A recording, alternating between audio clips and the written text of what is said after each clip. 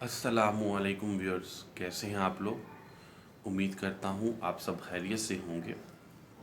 आज का हमारा मौजू जो है वो आप थंबनेल में पढ़ चुके हैं। लाइक जैसे कि मैं जिसको बता चुका हूँ थंबनेल में। इस वीडियो को बनाने का जो मकसद है वो ये है कि आप तो जानते हैं कि वायरस का इफ़ेक्ट हमारी तालीमी सिलसिले में किस हद तक चला गया है। अगर मैं बात करूं तालीमी अदारों की, अगर कॉलेजेस की बात करूं, यूनिवर्सिटीज़ की या स्कूल की बात करूं, अकेडमीज़ की बात करूं, तो हर तरफ निज़ाम जो है वो ज़बरदस्त किस्म के धचके से शिकार है, धचके का शिकार है।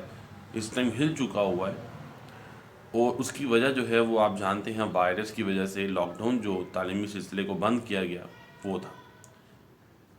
देखिए, मैं इस वीडियो के ज़रिए एक पैगाम जो है वो शेयर करना चाहता हूँ आप सबके साथ। अगर आप स्टूडेंट हैं, टीचर हैं, पेरेंट्स हैं, जो भी हैं, अगर आप मेरी वीडियो को सुन रहे हैं तो मेरी आपसे एक रिक्वेस्ट ज़रूर है कि इसको पूरा सुनिए, और अगर आप इससे इत्तफाक़ करते हैं तो इसे ज़रूर शेयर करें लोगों के साथ, ताकि लोग और सब इसको सुन सकें कि क्या प्रॉब्लम्स हैं और क्या बात है जो मैं आप लोगों से शेयर करना चाह रहा हूँ।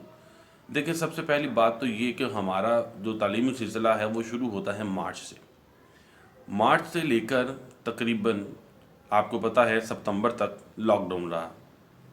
अगर हम महीने गिने तो 6 से 7 महीने जो है वो हमारे पास ये बन जाते हैं, जिसमें टोटली अगर एक बच्चा हमारे पास नामी का है वो मार्च में एग्ज़ाम देकर बैठता है नामी क्लास में, और उसके पहले 7 माह ज़ाया हो गए।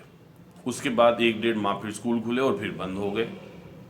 और जो वो खुले उसमें क्या था कि जिन बच्चों के लोगों के पास स्कूलों के पास तादाद ज़्यादा है तो वो आधे बच्चे एक दिन, आधे बच्चे एक दिन बुलाएंगे।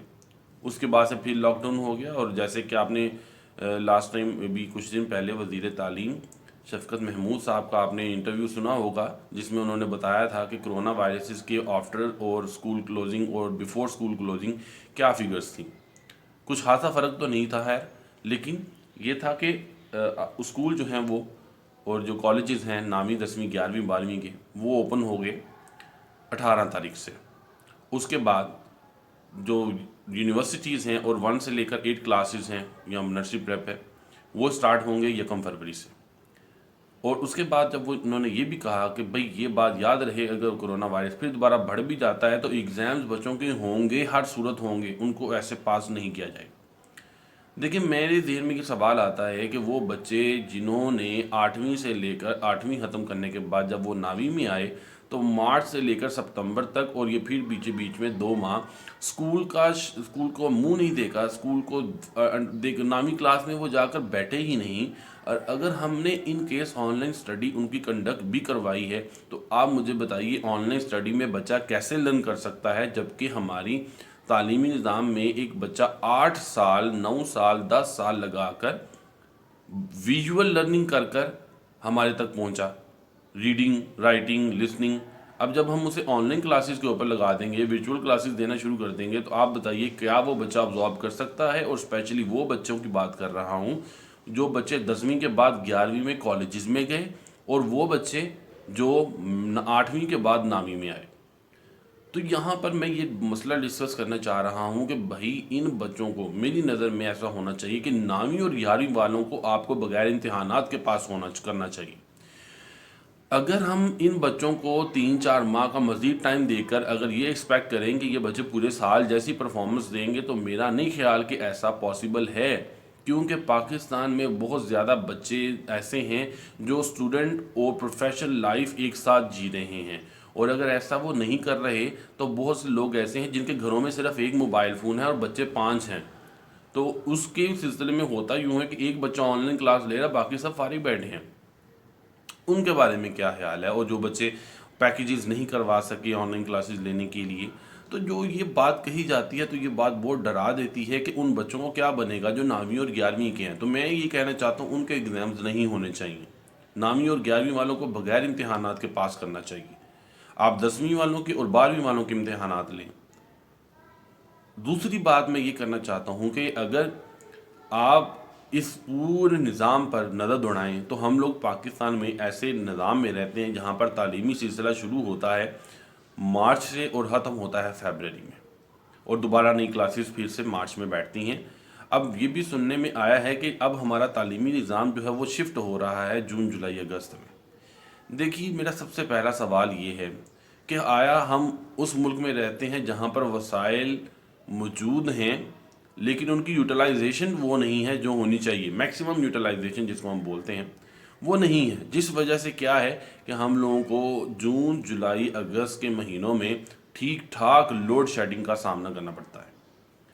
اب آپ مجھے یہ بتائیں، اگر ہم یہ بات کرتے ہیں کہ ہمارا تعلیمی سلسلہ تب شروع ہونا چاہیے، تو بھائی ایک کمرے میں ایک بندہ اگر پنکھے کے نیچے جون جولائی اگست میں بیٹھا ہو تو اس کو پنکھے کی ہوا نہیں لگتی تو کلاس رومز میں کیا حال ہوتا ہے؟ کیا آپ یہ امیجن کر سکتے ہیں کہ بچے کس طرح سے وہ ایڈجسٹ کریں گے اتنی سخت گرمی، اتنی ٹیمپریچر والی گرمی جہاں پر ٹیمپریچر جو ہے 41 42 43 ڈگری پہنچ جاتا ہے۔ سب سے بڑی بات یہ جو حبس والا موسم ہوتا ہے، سفوکیشن کریٹ ہوتی ہے تو دم گھٹتا ہے، اور ایسے موسم میں تو اے سی کے بغیر گزارا تک نہیں ہوتا، تو ہم لوگ کیسے اپنا تعلیمی نظام وہاں پر شفٹ کر سکتے ہیں جون جولائی اگست میں؟ دیکھیں سب سے بڑی پرابلم یہ ہے کہ جن لوگوں کے ساتھ ہم خود کو کمپیئر کر رہے ہیں یورپین اور ویسٹرن لوگوں کے ساتھ، آپ مجھے خود بتائیں کہ وہاں پر گرمی کا کیا کانسیپٹ ہے۔ وہ لوگ گرمی یہاں والی نہیں برداشت کر سکتے کیونکہ انہوں نے ایسی گرمی دیکھی نہیں ہے۔ جو یہاں پر گرمی پڑتی ہے وہ بہت ہیوی ٹیمپریچر ہے، وہاں پر میکسیمم ٹیمپریچر 26-28 ہوتا ہے، اور اتنا تو ہم نے گرمیوں میں اے سی چلایا ہوتا ہے بل بچانے کے لیے 26-28۔ تو بات کرنے کا مقصد یہ ہے کہ ہمیں ان کے ساتھ ہمارا کوئی کمپیریزن نہیں ہے۔ ہم اپنے علاقے میں رہنے والے، اپنے آب و ہوا میں رہنے والے لوگ ہیں۔ ہمارا جون جولائی کا سسٹم اگر شروع ہو جاتا ہے تو مجھے یاد آتا ہے کہ جب میں بی کام کا پیپر دے رہا تھا، آپ بلیو کریں کہ ایک ہال تھا، اس میں 300 سے اوپر بچہ بیٹھا ہوا تھا، اور جو انویجیلیٹرز تھے، سپرنٹینڈنٹ تھے، وائس سپرنٹینڈنٹ تھے، ان سب کو ڈال کر تقریباً کچھ میرا خیال ہے 320 350 لوگ وہاں پہ موجود تھے، اور لائٹ چلی گئی ہوئی تھی، اور وہ 3 گھنٹے کا پیپر میں نے کیسے دیا تھا وہ جولائی کے مہینے میں، یہ میں جانتا ہوں اور میرا اللہ جانتا ہے۔ آپ خود بتائیں کہ اتنے سخت موسم میں اگر ہم اپنا تعلیمی نظام لے جائیں گے تو بچے پڑھائی کیسے کر سکیں گے؟ اس کا مطلب ہر گھر میں اے سی ہوگا تو بچہ ریلیکس ہو کر پڑھے گا، ورنہ وہ تو گرمی سے نہانا کے پاگل ہو جائے گا۔ تو میری آپ لوگوں سے ریکویسٹ ہے، میری اس ویڈیو کے ذریعے کسی بھی بندے کی دل آزاری کرنا، اس کو ہرٹ کرنا میرا مقصد نہیں ہے۔ اگر آپ کوئی پیرنٹس ہیں، ٹیچر ہیں، اسٹوڈنٹ ہیں، کوئی بھی ہیں، اگر آپ میری ویڈیو کو سن رہے ہیں، میرے نظریے سے آپ اتفاق کرتے ہیں تو اسے شیئر کیجیے، تاکہ لوگوں تک، سب تک یہ پیغام جائے کہ واقعی یہ چیزیں ایسی ہیں جو ہڈن ہیں، نظر نہیں آ رہی۔ بظاہر طور پر ہمیں ایسے ہی لگ رہا ہے کہ ابھی کوئی بات نہیں، 3-4 ماہ ہیں، ہم بچوں کو تیاری کروا لیں گے، لیکن میں یہ کہتا ہوں کہ ہم کیسے کر سکتے ہیں؟ کیسے یہ پاسبل ہے کہ ہم بچوں کو پورے سال کی بجائے 3-4 ماہ میں وہ تیاری کروا دیں جو بچوں کو ہم پورے سال میں کرواتے ہیں؟ وہ بھی بچہ اسکول بھی جاتا ہے، ٹیوشنز بھی پڑھتا ہے، اور اب تو صرف اسکول کی بجائے ٹیوشنز ہی رہ گئی ہیں، وہ بھی چند ایک جو بچوں نے تھوڑا بہت پڑھا۔ تو لہٰذا میں ریکویسٹ کرتا ہوں اس ویڈیو کے ذریعے کہ 9ویں اور 11ویں والوں کے جو امتحانات ہیں وہ نہیں ہونے چاہیے۔ اگر آپ بھی اتفاق کرتے ہیں تو شیئر کے اوپر پریس کیجیے، اور اگر آپ اتفاق نہیں کرتے، آپ کی اپنا کوئی نظریہ ہے تو مجھے کمنٹ باکس میں میرے ساتھ ضرور شیئر کیجیے، تاکہ میں بھی آپ لوگوں کے نظریے کو سمجھ سکوں، جان سکوں۔ جس طرح میں آپ کو اپنا نظریہ بتا رہا ہوں، آپ بھی مجھے اپنا نظریہ شیئر کیجیے۔ کسی کو ہرٹ کرنا، کسی کو تکلیف دینا اس ویڈیو کا کوئی مقصد نہیں ہے۔